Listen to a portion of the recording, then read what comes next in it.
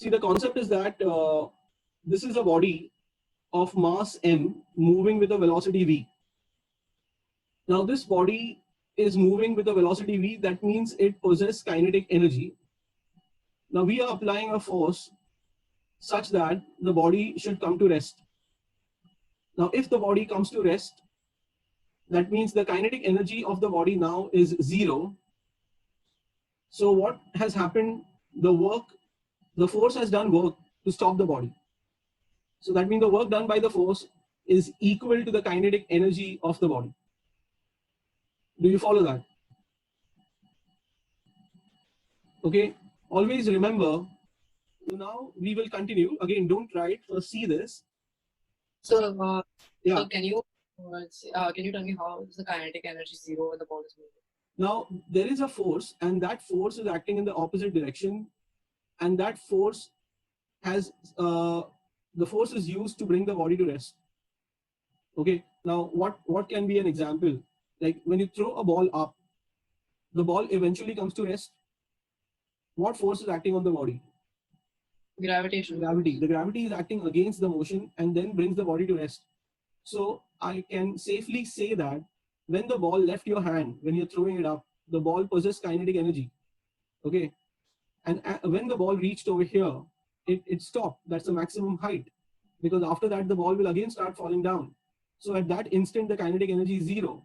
What has happened to this kinetic energy? The kinetic energy has been used to overcome the pull, the force that was pulling it down.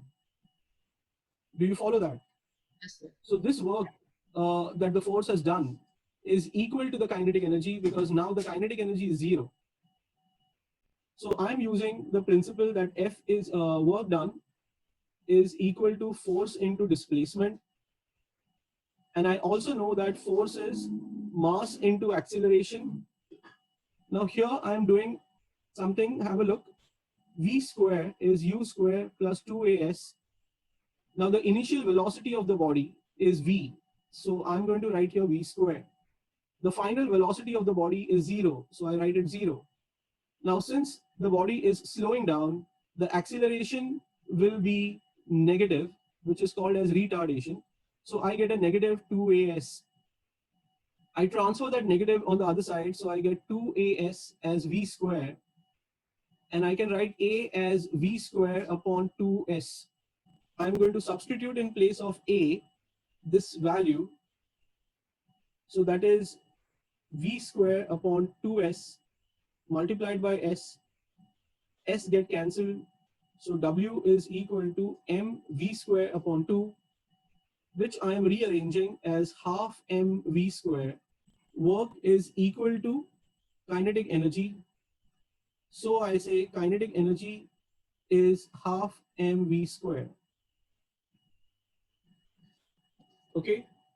So this is the derivation for the expression of kinetic energy. Which one of these two bodies have higher kinetic energy? So since they have given the momentum is same, so I will say that momentum of A equal to momentum of B equal to say P.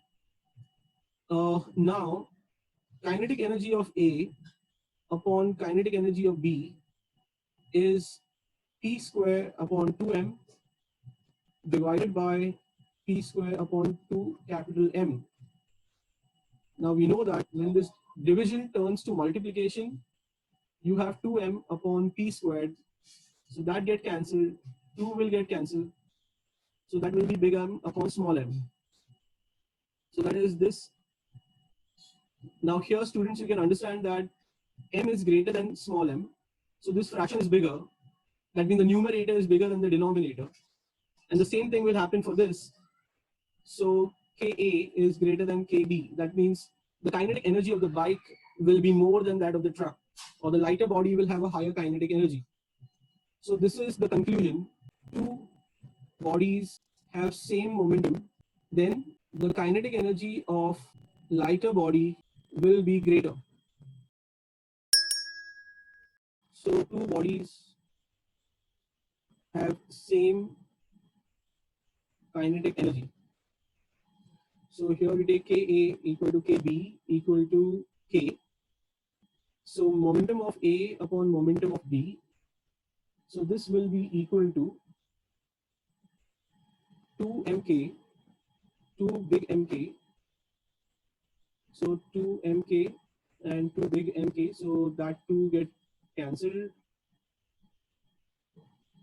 So momentum of body A upon momentum of body B is this.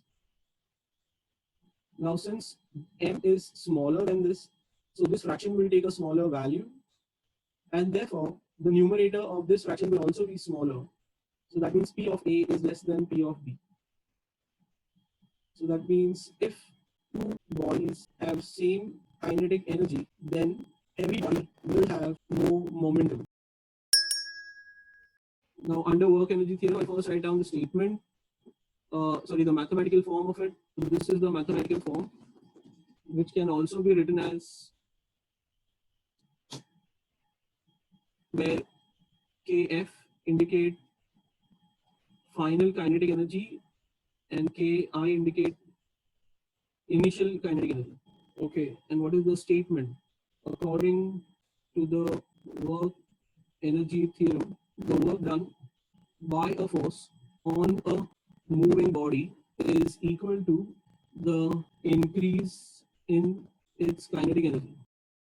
So basically, if work is done by the body, then the kinetic energy of the body increases. Sorry, on the body. And if work is done by the body, then the kinetic energy of the body decreases. I'll give you one example. This is a ball which is traveling with a velocity 5 meter per second, and a boy kicks the ball. So on kicking, the ball acquires a speed of 10 meter per second. That means kinetic energy has increased. So it is increased because the work is done on the body by the boy. Now, if this ball is moving with a velocity of 5 meter per second, and because of friction, the velocity reduces, say 2 meter per second. So what happens is kinetic energy has reduced. The reason being the work is done by the body, the work is done by the ball to overcome the frictional force.